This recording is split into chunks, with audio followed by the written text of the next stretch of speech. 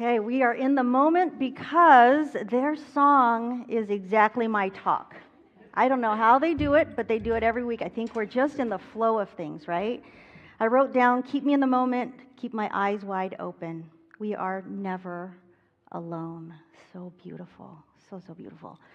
So today's slide, let's see. There we go. Thank you. Okay, so before I even get started, I want to say thank you.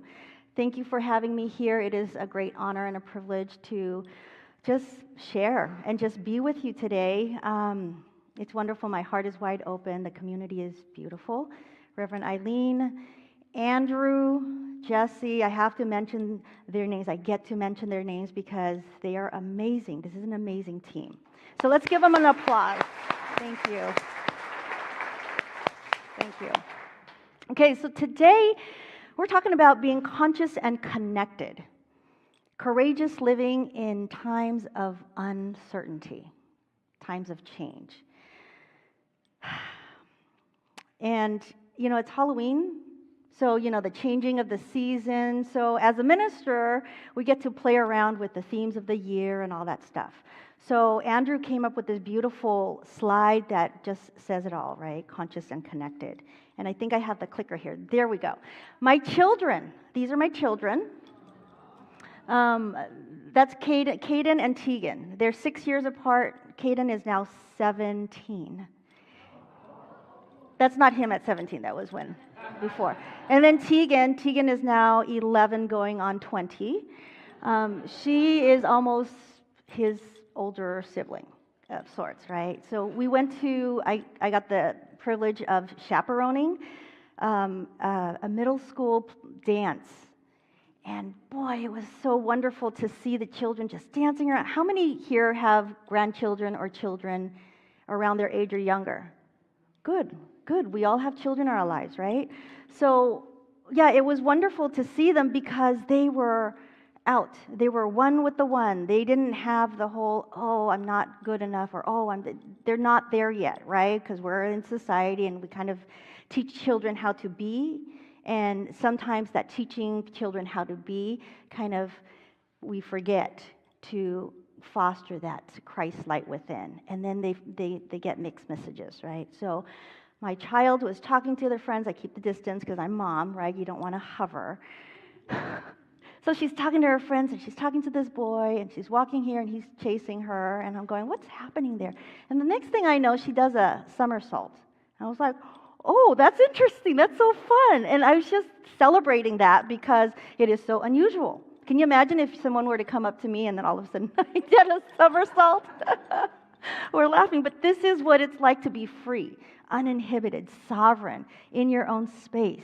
So I want to just share this with you because it's Halloween, and these are pictures taken throughout the years, but I want to have us remember that child within us because it's really, really important. And a lot of times when we're busy adulting, busy being our lives, like doing what we're supposed to do, doing the right thing, doing the moral thing, the ethical thing, yada, yada, yada, we forget that, hey, we are children too. There's that inner Christ light that is ageless, that is timeless. And I want to focus on that today. So these children are our spiritual teachers, or these children are my spiritual teachers.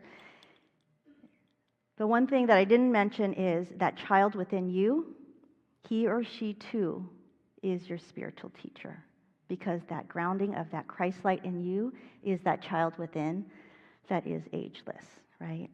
So they're costumes, Halloween costumes. So here's my question for today. What is your costume for this year, this month, this lifetime? Okay, so I got to be honest. I even got masks. I didn't tell Reverend Eileen because we had the chairs coming. A lot of stuff is happening, right? But I got these masks. I was like, oh, it would be really great if I could share the mask because mask, Halloween, right? So the talk today is on the costume, the mask that we put on in society, covering that Christ light, covering that child within. So I want you to keep this in mind and start asking yourself the question, how old am I being? Because if you're not free and uninhibited and childlike, beginner's mind, you might be too adulting, if that's a thing, right? All right. So we're talking about physical mass and then egoic mass. Oh, right. And we're here to explore what it's like to live consciously, live connected, and to be courageous about being conscious and connected, right? There's all of these rules and regulations of how we ought to live. And then there's the divine flow of things. So we're going to lean more into the divine flow because that's where God resides. Okay. So the topic of this talk, I think that the theme of today is conscious devotion. And for me, that is being consciously connected to God. Consciously connected to God. So in the Christian tradition, we have this thing about devotionals, right? We sing and we go and we worship and all of that stuff. And here we sing and, it's like, I want to worship. I want to love God. Well, you can. We're stepping into that devotional space. So we're going to talk about that today. And how do we unmask? How do we know that we're leaning into our God space or are we leaning into our egoic space? So in order to do that, we've got to be really grounded. We've got to have courage because it takes courage to remove the mask that we have on. So I'm talking about this in a metaphoric terms, and especially in uncertain times.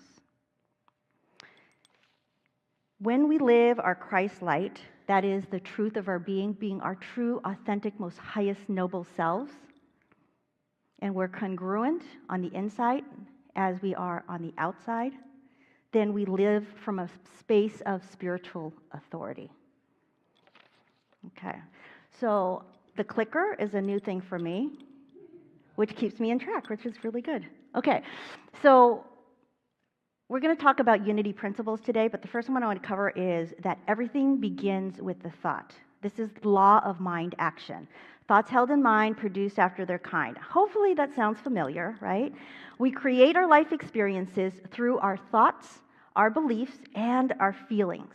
So the way we think, the way we believe, the way we feel shapes our reality, and it shapes our experiences in life. This principle emphasizes the power of the mind to create our life experiences. So the quote, what you think, you become, what you feel, you attract, and what you imagine, you create, is attributed to the Buddha, right? So as we move through this time this week of Halloween, you're going to hopefully, do they still give candy these days? They do, right? Yeah, okay. So as you move through and you see all the masks that come through with the children and their outfits, I hope you get reminded that even though that there are masks out there, we could metaphorically remove our mask and that we can be truly who we are. So that we no longer have to hide, we no longer have to protect, and we no longer have to be anything but our true Christ light, because that's who we've come to be, our highest, most noble selves, right? The spiritual mask separates us from the truth, and it kind of severs that oneness that we have with God. So spiritually, the ego is seen, and this is important, the ego is seen as our limited, false self. So when you feel contracted, when you feel small, when you feel like you can't or there's not enough, that's your ego kind of blending into the mix, disguising itself as who you are. That's not the truth of your being. The truth of your being is that you're unlimited, you're expansive. So the ego often gets caught up in fears, in desires, comparisons, constantly seeking validation. It thrives on separation. Me versus others, us versus them.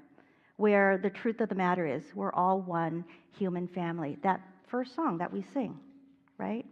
We're all one big family. So in contrast to our true or higher self, which is connected to the divine, the universal consciousness, God mind, divine mind, however you want to say it, that is our true nature. And that expression, that energy, that channel that is pervasive is channeled in through and as us. It channels from us so that we become the hands and the hearts and the mouths that is expressing that Christ light, that God Spirit. So, how do we cultivate unshakable faith in a time that is ever changing?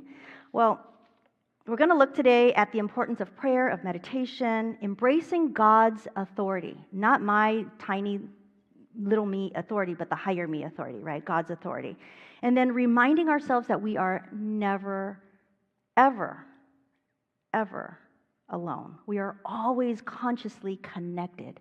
And it's a shift in mindset, it's a spiritual understanding, it is something we get to embody. So we're going to talk about that. So what comes to mind for me one of the times when I had to cultivate unshakable faith was, gosh, I don't even remember how many years ago this was, 9/11. Now, I can say that, and you guys would probably say, I remember exactly where I was, right, the day that I found out. So that came to me, and so I'm going to share with you my experience of 9/11 and unshakable faith that I didn't even understand what was happening, but I followed it and I was fine. So I lived in New York City at the time of 9/11. I lived Park and 39th, so right by Grand Central. Do we have any New Yorkers here? Lots of New Yorkers. Love it. Okay. So I was there, and I was at the time working for a large insurance company. I was a regional rep, and I was supposed to go to a meeting. My plane was supposed to take off on September 10th. That was the night before. It was raining all night. I don't know if you remember that. But it was raining all day and all night, and they kept delaying the flight, kept delaying the flight. And I'm like, I hope they delay the flight. I hope they cancel the flight, because it's getting late. It's 10 o'clock. I don't want to go anymore, right? But no, flight went on. I was like, okay. So I went on the flight, and I got to where I got to. I think I was in North Carolina. And then the following day, we know what happens. It's in the history books. And I think I got there at 3 in the morning or something like that. I took a nap. And then I woke up, and my meeting was at 8 o'clock, right? So it was something, right? So I had to stop the meeting after the second plane had happened. And I sat there for a minute, and all of my relatives called me all of a sudden, because I'm a West Coast girl, and I was in New York City, and everyone was concerned if I was okay. I'm like, I'm fine. I'm not even in the city. So then the next thing I said was, okay, wait, the flights are all grounded? That's never happened. That's interesting. What do I do? So I picked up the phone and I called the rental place, the car rental place, and they had one car left. Divine order, thank you, God. So I got the car, and all of a sudden, I'm driving up the eastern seaboard to go back home to Manhattan. And there were stop points, military stop points. And I just experienced this. It was almost an outer body experience to be from California and now experiencing this on the East Coast driving home. And I couldn't have planned it, but I was safe, and I was away from my home at the time in the city. Went back in the city, and it was all very calm and quiet. You can still smell, the burning, and it was still going on. But that was a really kind of poignant example of unshakable faith. Like, I didn't know what was going to happen. You probably have a similar experience, not the same. We didn't know what was going to happen, but through faith, I was divinely guided to exactly where I needed to be, and I was brought home safely. So that was an example of my living through an unshakable faith movement, and we all have these, right? So we're going to talk really quickly about the 5 living principles of practical spirituality. These are the 5 unity principles. I'm going to go through them quickly, and then I'm going to go back and talk to them just in a little bit more detail. Do we have any people who have not gone through the new members class yet? Yes? No? Okay. So I'm going to go through these, and then there's an opportunity to sign up for a new members class that's coming up, I think, next week, right? Yeah, see? Divine order. I didn't know that. So it just happened. So I'm going to go through these quickly. This is the way we teach our children. God is, I am, I think, I pray, I act. That's how children remember these principles. So I will go through them. You know what? I'm going to read them so that you have an intellectual understanding and you're not going, what is that? And then I'm going to go through and explain the ones in detail. So God is, basically is the principle to say that God is absolute good, everywhere present. We like to use the mantra, there's only one presence and one power active in my life, and in the universe, God the good. God the good. So that's number one. I am, God is, I am. I am, meaning human beings have divinity within them because God is within me as well. God is everywhere present. He's out there, He's in here. It's everywhere pervasive. So if it's out there, it's also in here. And I am an expression of God. We talked about being the hands and the feet and the mouth of God, right? I think. So this has to do, number 3, this has to do with thoughts held in mind, produce after their kind. I think we talked about that at the very beginning. So what you think, how you hold things, what you believe is absolutely your manifestation. You believe you have lack, you believe you don't have enough, you're going to manifest that. Your thoughts precede you, right? The law of mind action. Number 4 is I pray. So prayer is this conscious communion with God. Prayer and meditations are the tools that we use to connect with that God essence within us and without us as well, out there. So number 5, I act. So this one I love the most because we can sit here and talk about it and learn about it and have an intellectual discussion and pray about it. But if we're not doing something in the world to change the world, we're still in our space and we're not making it any better. Okay. I would ask if there's any questions, but I'm afraid that too many hands would come up. Okay, so point number 1.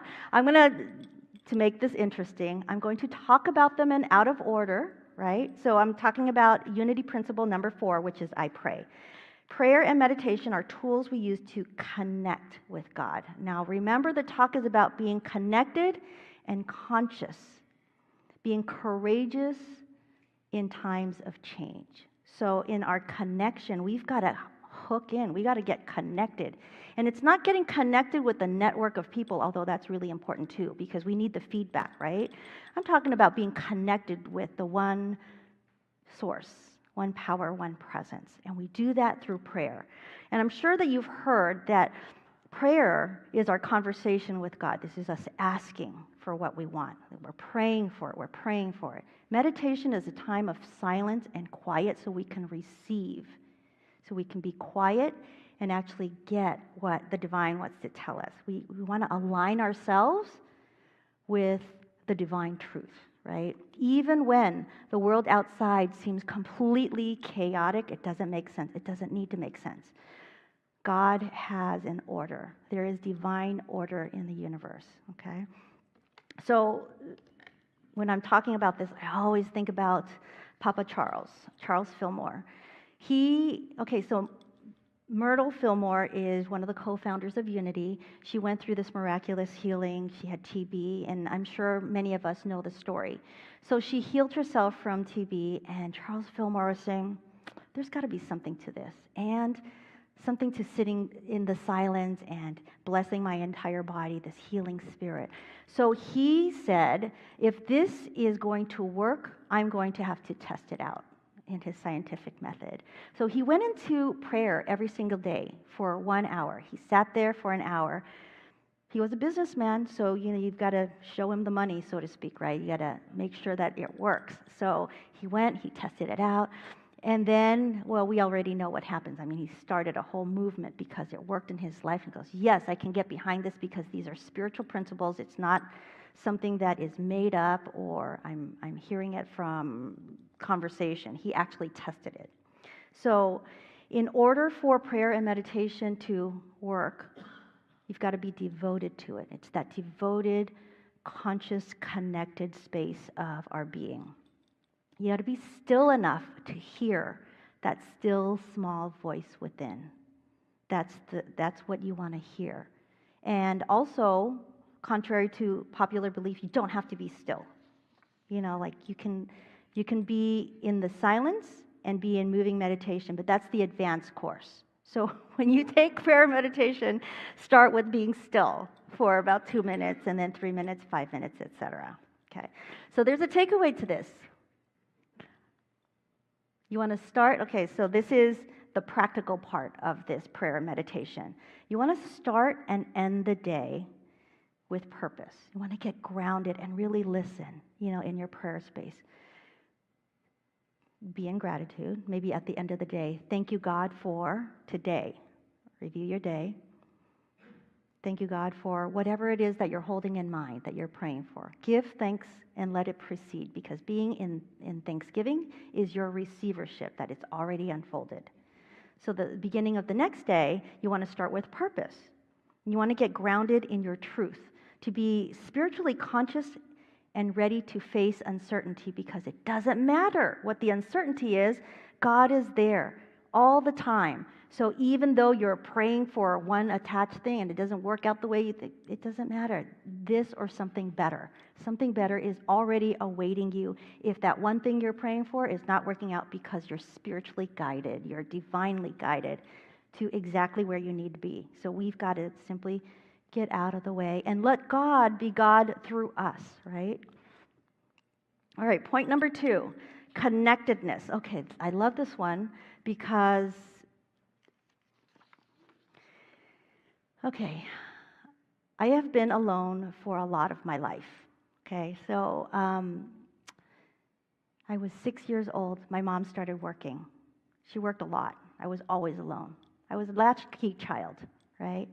I'm also the last of 8 children, the youngest of 8 children. But all of my siblings are much older than me.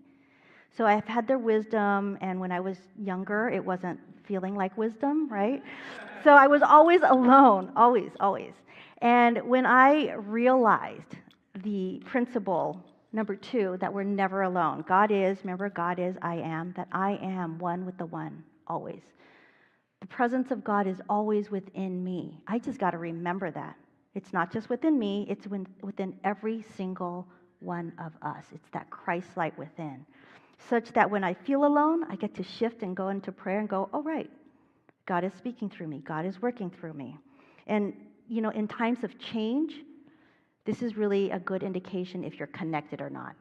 In times of change and uncertainty, when that fear comes up, when that separation comes up, when that uncertainty comes up, you want to stop and breathe, relax, like what we do here. We practice this every week. And just breathe. And then check in with yourself. Am I feeling expanded or am I feeling contracted? If you feel contracted, then you got to take off that mask, right? And just shift into knowing that, hey, God's got this. There's nothing else you get to do but to remember that and just take the next step in whatever the still small voice shares with you. So, takeaway number 2.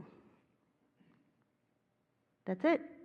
Pause, breathe, check in, and receive. Just receive the moment. To be present, to be still when you're feeling all hurricane-like inside, right? I think last time I talked about being the eye of the storm. This is your opportunity to practice. And the more you get into a space of, oh, great, that's more chances to practice, right? The more you practice, the better you get. I think they say you need 10,000 hours of of being with something before you begin to master it. So start keeping a log if you need to keep yourself busy. Have I mastered it? Have I done 10,000 hours? Because after 10,000 hours, you should be able to breathe, relax, check in. You know what? Let's do that right now. You guys are just quiet right here. So take a breath. And exhale. Beautiful. Open your heart and receive. Just receive. And even in our stillness, I can energetically feel every person in this room.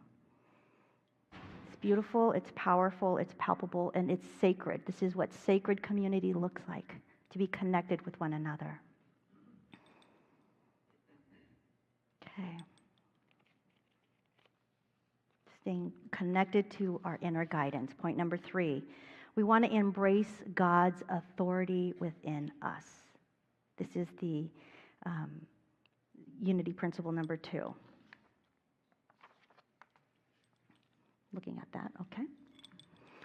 Human beings have a spark of divinity of the Christ Spirit within, and our very essence is of God. And therefore, because God is good, we are inherently good as well. So I know what you guys are thinking. Well, that person over there is not that good, right? So, I know. That's the first thing that came up for me too. So when we encounter something that appears to be not good, how we consider it is that person, place, or thing, they get to do their own work and come to their own Christ light, because we are inherently original blessings, inherently good, right? So we just bless that, and we just know that God is in charge, doing its thing.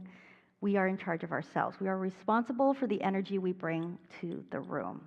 And so when we bring our Christ light to the room, we can lean onto that authority because it's big. God is large and in charge, okay? So the other thing is we often look outside of us for answers. Who hasn't done that? What do you think about this? Do I look okay? Right?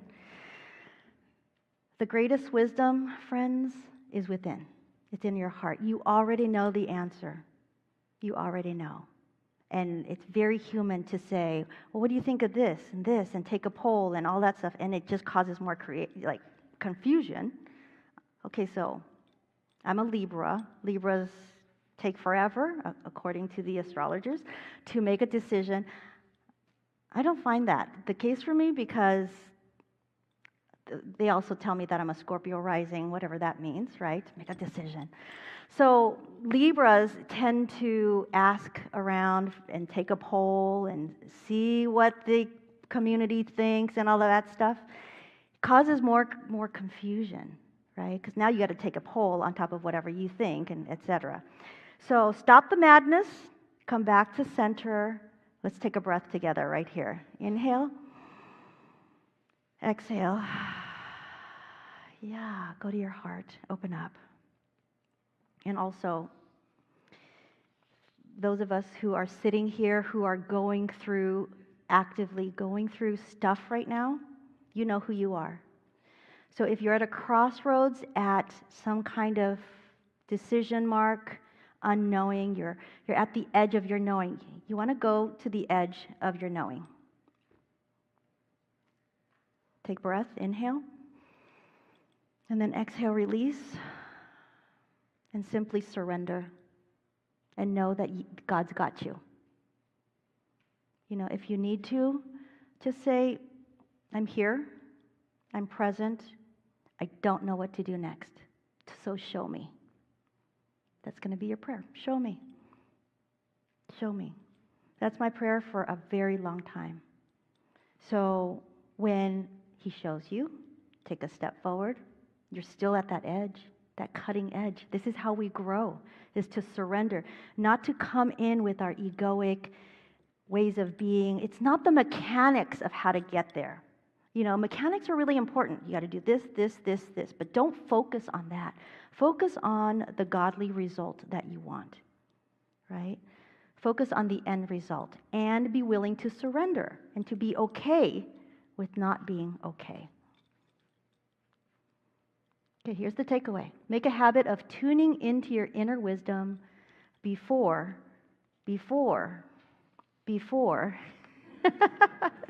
seeking external validation. Okay, that's your prayer space. That's your authority. You get that power within. You get to harness your power and live your life from that space of groundedness. Point number 4.